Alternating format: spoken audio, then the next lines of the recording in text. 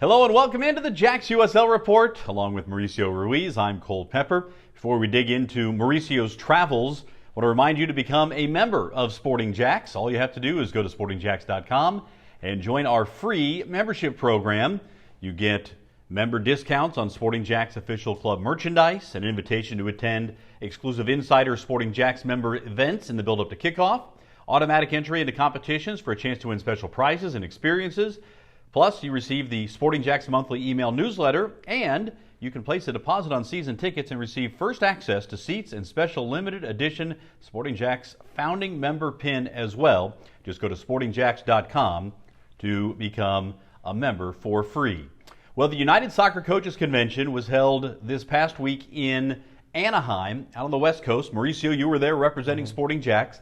We're going to get into what your big takeaways were, but we do want to recognize our own Becky Burleigh, who was honored at the convention with the Bill Jeffrey College Long-Term Service Award. This is an award that's been given since the 70s to an outstanding former college coach or contributor, and Becky certainly fits the bill there as a great coach, most recently with the University of Florida, building that program up into a national champion, but certainly a well-deserved honor, and hats off to Becky. It really is, and the award is kind of what we see her recognition on a daily basis. You walk around with Becky at the convention with 10,000 plus people that are in the space, and she's just loved by everybody. Obviously, she has a high quality, she has a pedigree of a great coach, of a great leader, but people really respect her. I feel honored that we have the opportunity to kind of tap into her knowledge base, and as we try to build our USL Super League, because she's just very well respected by everybody. Yeah, we'll have more from Becky coming up next week here on the Sporting JAX Report. But let's get into what you had your big takeaways from the convention. As you mentioned, thousands of coaches, administrators, front office, you name it, people who are involved in soccer at every level, really, represented there at the U.S. Soccer Coaches Convention. Tell me what your big takeaways were, starting with the big one as far as we are concerned. Yeah, certainly. And the convention is a beautiful place where people from all levels of soccer, from a high school coach that's just entering the game to maybe a dad that's trying to coach, all the way up to high executives in U.S. soccer, even internationally, kind of come in to contribute. So it's just a wealth of knowledge that's being shared, and each entity presents a little bit. And certainly the USL, the league that we're joining, kind of gave the state of the USL, kind of where the USL is and where it's going. And currently the USL is the largest soccer entity in the country, 200 plus members, and have a full pathway all the way from a youth soccer to the youth academy, and then the pre-pro, the amateur, all the way to the professional leagues, and multiple professional leagues in that.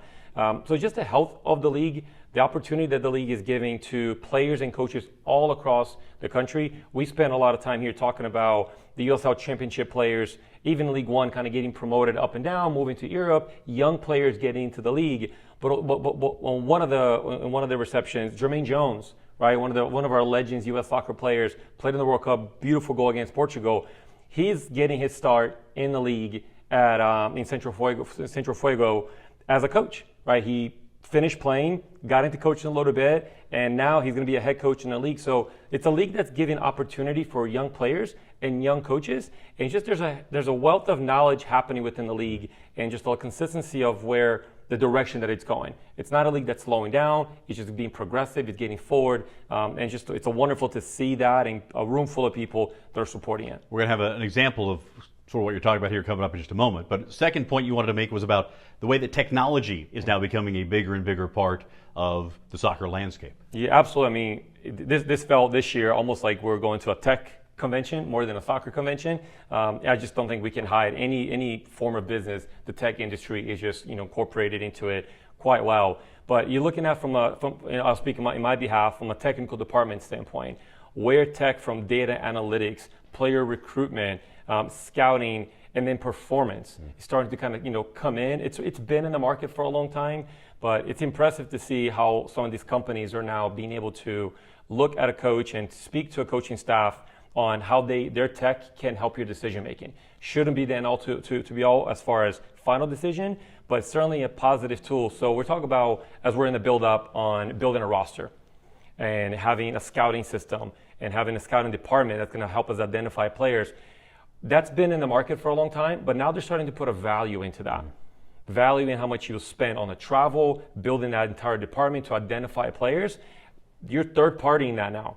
and clubs all over the world are doing that. It's not just clubs in the USL, and they can give you equal value to having multiple scouts out there for them doing that service for you and saving you money, saving you time, which is valuable, but also giving you a return on high quality players, opportunities and possibilities, where you're starting to now pick players from a pool that these scouting agents are doing for you, but all based on data analytics and the value that a player in your environment can now have a potential resell in the next environment. So there's multiple from the performance standpoint, but that data analytics on a recruiting, scouting environment, it's becoming pretty dominant in the soccer space. Very interesting to see that. Of course, it's happening across sports of all kinds, whether you're talking about football, baseball, track and field, you name it. There's analytics of some kind that's helping with scouting, with the coaching, recovery.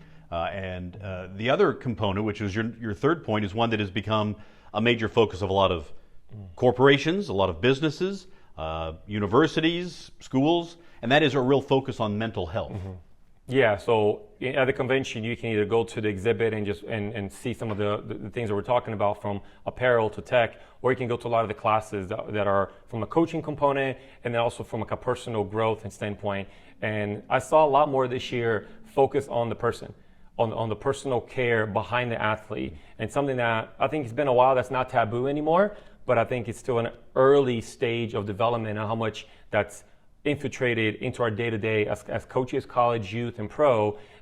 So there's a lot of focus on the mental health component of the game, the care of actually having people within your staff that are focused and professionally qualified, not just a coach playing the shrink, right? Because sometimes the coach actually wants to remove him or her from that equation because they're not equipped for that necessarily. They can help to a certain extent, but actually having clinical professionals in your part of your staff and part of your team to really help to deal with a lot of things that are happening today in the world that maybe weren't happening 5, 10, 15, 20 years ago.